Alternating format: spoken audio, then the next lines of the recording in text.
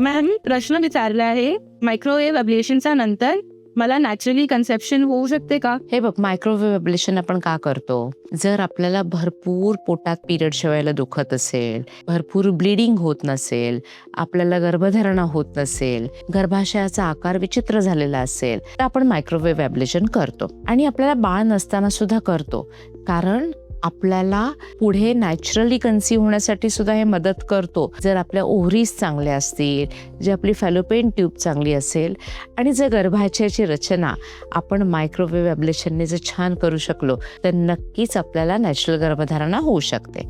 पण त्यासाठी आपल्याला 3 ते 6 महिने थांबायला हवं. डॉक्टर जे म्हणतील ती औषधं घ्यायला हवीत, कारण मायक्रोवेव्ह अब्लेशन नंतर गर्भाशय परत नॉर्मल व्हायला कधी कधी 3 ते 6 महिने लागू शकतात.